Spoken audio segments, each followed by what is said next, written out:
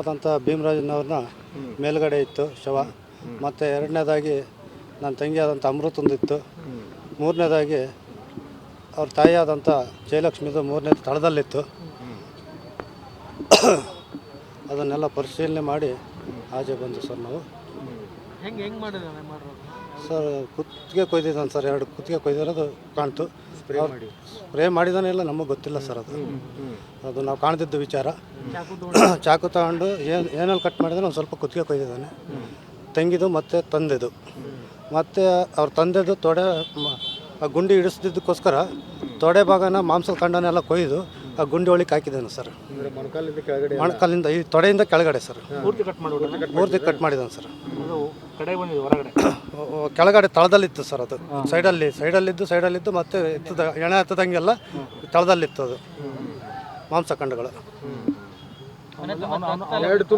ಮನೆ ತುಂಬ ರಕ್ತ ಕಲೆಗಳು ಏನು ಕಾಣಿಸ್ತಿಲ್ಲ ಸರ್.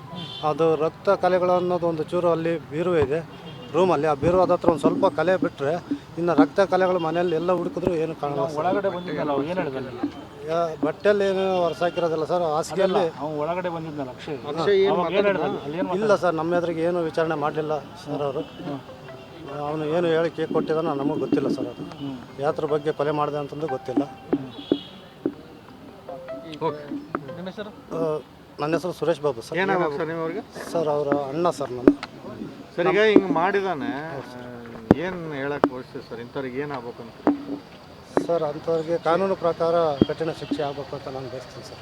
ಅಂತ ಭೀಮರಾಜನವ್ರನ್ನ ಮೇಲ್ಗಡೆ ಇತ್ತು ಶವ. ಮತ್ತು ಎರಡನೇದಾಗಿ ನನ್ನ ತಂಗಿ ಆದಂಥ ಅಮೃತಂದಿತ್ತು.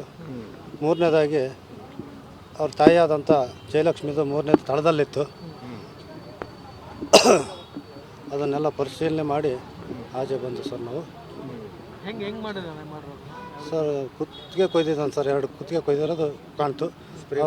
ಸ್ಪ್ರೇ ಮಾಡಿದಾನೆಲ್ಲ ನಮಗೆ ಗೊತ್ತಿಲ್ಲ ಸರ್. ಅದು ನಾವು ಕಾಣ್ತಿದ್ದು ವಿಚಾರ.